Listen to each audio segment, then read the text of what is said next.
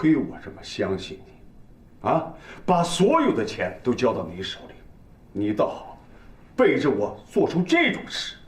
你说吧，您算计我多久了？啊，算计我多久了？要是别人不告诉我，我还真蒙在鼓里，我还真不知道我曲希已经成了一个空壳。你还怪我？哎，你怎么不想想我为什么要这么做？当初结婚前说的明明白白的，结婚后你不再跟那边联系，可结果呢？你背着我，你每年都拿钱给那边。要是我不在这，你恨不得把大半个家你都搬过去。这么多年了，你没有在家过过一个胡乱年，还一心一意为我，一心一意为潇潇。你连带我回趟老家你都做不到。你就是看不惯连杰，看不惯我妈。怎么成了我看不惯他们了？太可笑了！哎，你让曲连杰进公司当集团的老总，一年亏损上百万，我忍了。曲连杰贪污公款、泡明星、包小三，我也忍了。他赌博，一欠就是1个亿，你要替他还债，要保他平安，我也答应了。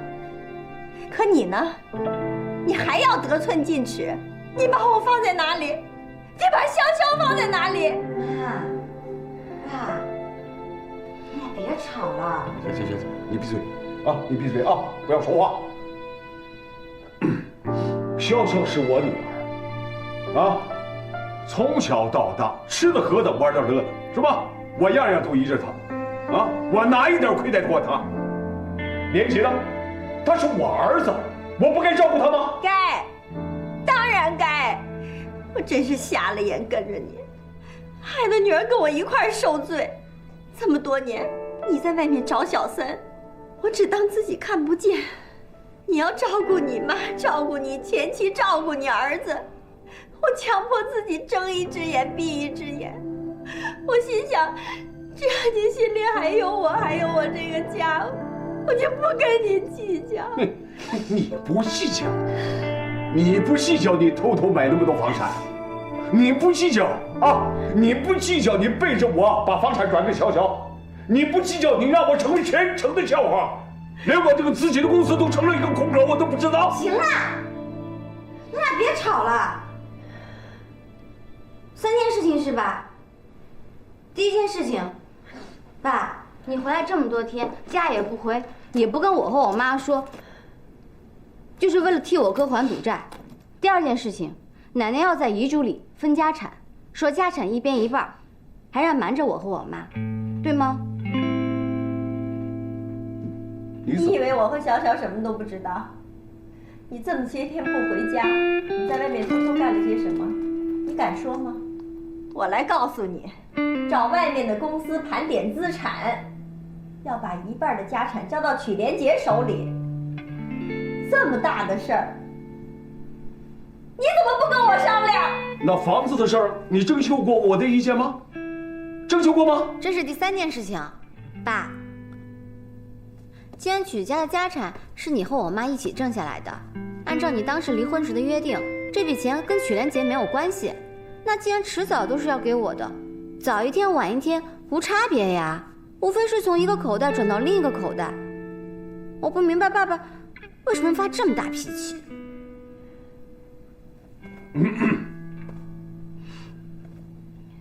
一共有多少房产？啊，折合市价是多少？原价是多少？啊，这些钱的来源是多少？都给我说清楚！你别问女儿，问我。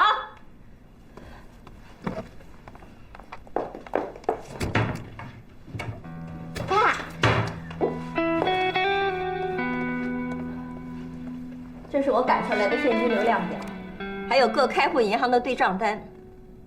你不是问钱去哪儿了吗？我告诉你，一部分进了潇潇名下的房子里，还有一部分在我们共同的账户里，属于你的那份儿。再给你看一份损益表，资不抵债。你慢慢看吧，有什么不明白的，你就叫会计来问。哦，对了，你妈不是要把一半的家产交给曲连杰吗？随便，都拿去好了，全部给你们。我和潇潇净身出户，但是潇潇名下的房产你管不着。潇潇，饿了吗？走，跟妈到饭店吃点饭，让你爸呀慢慢看，咱不打扰他。妈，走。妈，爸，你劝一下嘛。妈。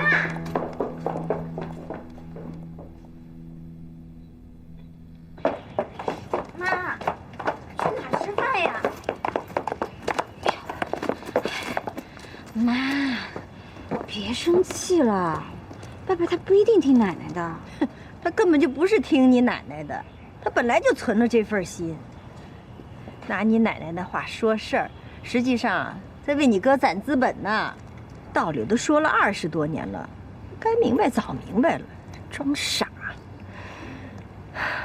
现在啊，无外乎就2条路，一条就是你爸坚决跟我分家产，跟我离婚，离死网破；还有一条就是他自打耳光，从此不再提你名下的房产，也再不提分家的事。妈，你说什么呢？你跟我爸在一起这么多年，这么有感情，第一条不可能。没有什么不可能的，我跟你说，你看着吧。潇潇，从现在开始啊，你完全回避，所有的事情我来处理啊。以前呢，我就骗自己，我们是一家人，你爸和我们是一条心。可这几天，他背着我，在后面搞了不少的猫腻，我真的再没有办法欺骗自己了。不，我要参与，至少妈妈也得有人说话。妈，你放心，这次啊，我坚决站在你这边，绝对不当叛徒。潇潇，妈跟你说啊，要是咱妈真的离婚了，你也要在妈妈这边啊。这个季度完成了3个项目，年底之前还有2个项目。相比去年，我们的业绩有了很大的增长，今年增长了12%，同行业的增长率只有7%到9%。另外呢，我们还加强了业务培训，运营部和营业部定期安排学习活动。他们，曲总，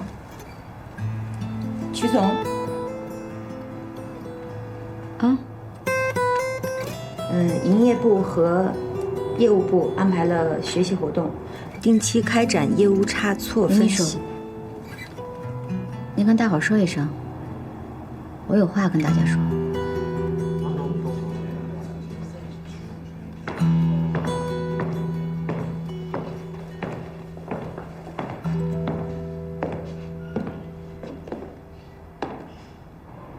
今天通知大家开会，是有很重要的事情要宣布。大家都知道，最近我的家里出了点事情。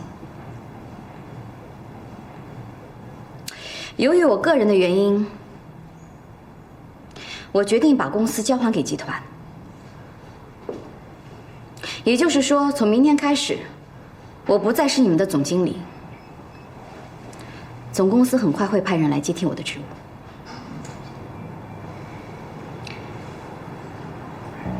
我要跟大家说一声对不起。可能我的决定太过于任性，但是比起公司，我更看重我的家庭。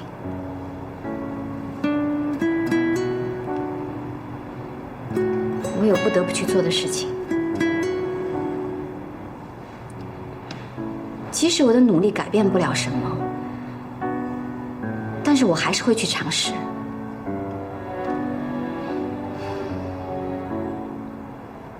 所以我要跟大家道歉，临时做出这样的决定，对不起。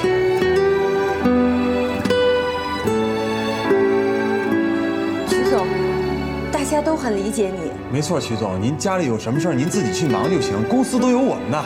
对呀，还有我们呢。我们保证完成任务。谢谢你们，谢谢你们一路陪着我，从一个什么都不懂的纨绔子弟一路走到今天。我们做得很好，真的很好。这2年里，我们拿下了 GI 总代，我们完成了3个大型项目跟10多个中型项目，我们创造了上千万的利润。我们在分公司里名列前茅，你们真的很棒，特别特别棒。谢谢你们，能跟你们共事真的是我的荣幸，谢谢。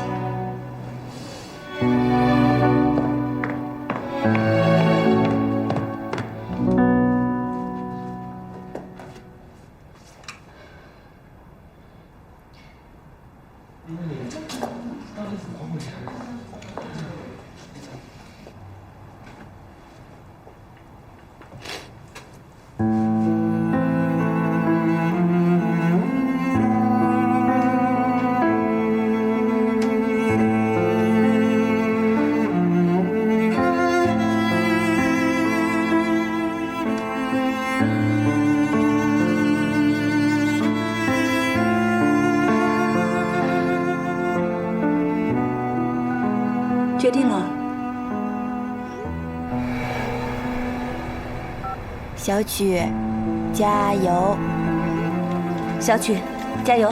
师傅，你是最棒的！爱你么么么么！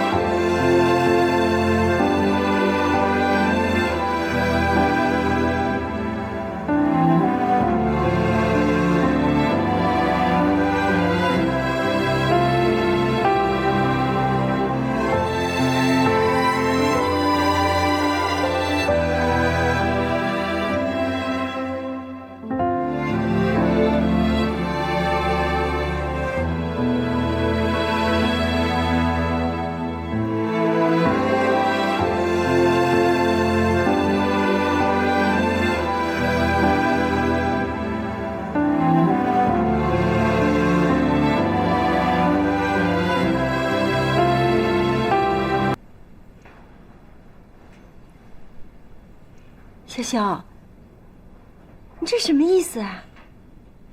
爸妈，我来是跟你们谈判的。我不希望你们离婚，不希望你们越吵越大，更不希望我们这个家就这么散了。从小到大，我都很在乎你们，可是你们永远都没有时间陪我，永远都在忙着买房子，忙着赚钱，忙着开公司。我记得上小学的时候开家长会，同学们的家长一早就到了，只有我的家长永远都在出差，永远都没有时间。我小的时候还经常因为爸爸不在家被同学嘲笑，说我是没有爸爸的孩子。自从爸爸把曲莲姐带进家以后，这个家就更乱。爸爸经常给我钱买包买化妆品，让我帮着盯着妈妈给你放哨。妈妈也经常给我往兜里塞钱，让我盯着我爸的行踪，随时向你汇报。我很乐意这么做，因为这么做是我接近你们唯一的途径。我做的越多，你们俩就越高兴。可是潇潇，妈妈是真爱你的，你不可以这么想。小潇，爸爸也是爱你的。我知道，我知道妈你是爱我的，我也知道爸爸你是爱我的，但是比起我，你们两个更爱钱，更爱把钱掌握在手里的感觉。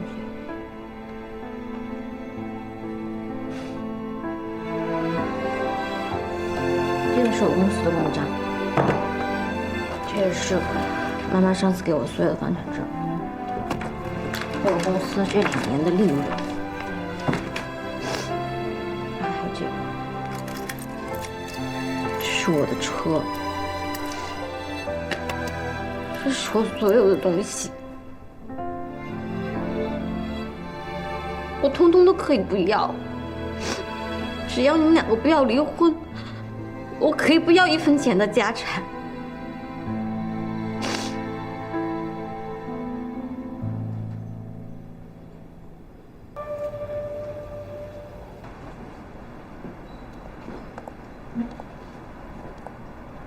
小赵，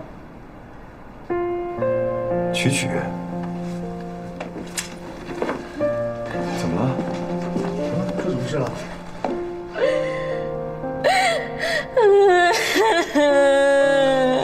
怎么了啊？告诉我，怎么了啊？哭这么伤心，什么事？你跟我说。嗯？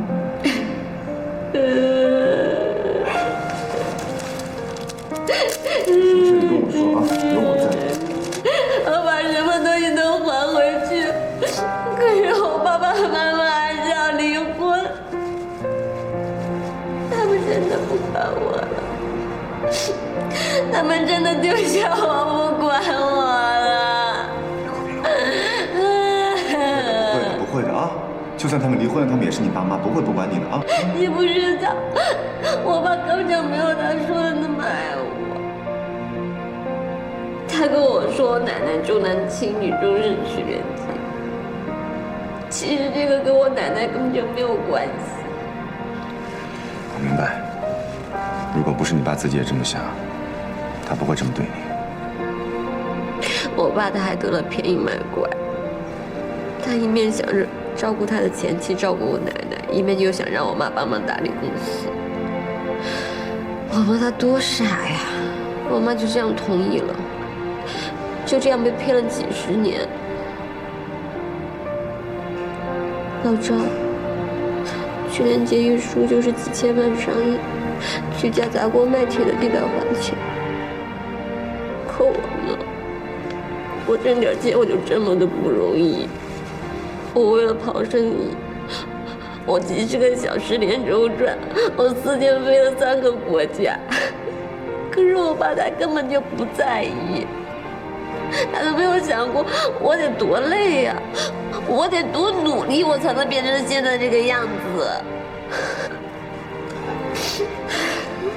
所以啊，还有什么好郁闷的？这样的人何必让他勉强跟你妈在一起？与其勉强维持所谓的家，还不如让他们俩分开，对谁都好，是不是？我明白，你说的这些我都明白，可是我就是心里难过，特别特别的难过。不难过啊！以后呢，我们俩就好好孝顺你啊。他想去哪玩呢，我们就带他去；他想跳广场舞，我们就陪他跳，对吧？他想吃农家乐，我们就陪他吃农家乐；他喜欢什么漂亮的衣服，我们就给他买什么漂亮的衣服。啊，别哭。老赵，我怎么这么倒霉呀？我把公司还有房产本我都还回去了，可是他们2个还是要离婚。这下好了，我什么都没有了，我公司也没有了，我家也没有了，我就剩下我这个人，孤零零的，像个孤儿一样，特别可怜。没事啊，你还有我，我养你。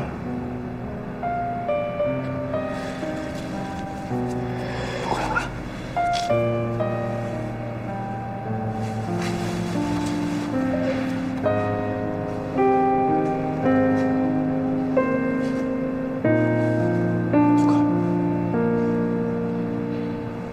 我今天请叔叔阿姨来，是想替潇潇说2句话。我知道自己是个外人，没资格掺和你们家的家事，可我还是这么干了，因为你们伤害了潇潇。看他那样，我很心痛。我刚刚认识潇潇的时候，一直觉得很奇怪，他为什么会是这样的性格？他看得起谁，就对谁什么都好；反之，他就事事针对。后来我终于明白了，因为他待人有2套标准，而这2套标准是你们教给他的。你们出于各自的目的，从小培养他以不同的标准待人，其实这让他很吃亏，常常被人误解。即使是这样，他还是爱你们的。他甚至放弃所有你们给他的一切东西，只希望能够一家团圆。小赵，你别说了。阿姨，我得说，我得把潇潇心里的委屈都说出来。其实潇潇不喜欢钱，他努力工作、努力赚钱，只是为了让你们高兴。他要证明自己不比曲连杰差，因为他只有做的比曲连杰好，好10倍，好100倍，叔叔才可能给他一丁点的爱，才会看得起他。可是凭什么？就凭曲连杰是个男的？您不是没有把家产给过他，得到了什么结果？1个亿，丢了整整1个亿啊！你为了帮儿子填补这个黑洞，甚至不惜用1辈子的心血去冒险。你这样做的时候，想过潇潇的感受吗？想过阿姨的感受吗？还有阿姨，叔叔重男轻女，你应该站出来为自己说话，为潇潇说话，而不是容忍他处处退让，更不应该让潇潇夹在你们中间做你们博弈的棋子。潇潇不是你们争家产的帮手，更不是你们用来刺探对方的工具。她是你们的女儿。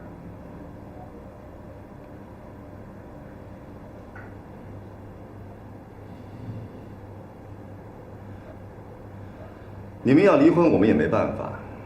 以后你们怎么对待潇潇，我也没法干涉。但是有一点，你们不要他，我要；你们不养他，我养。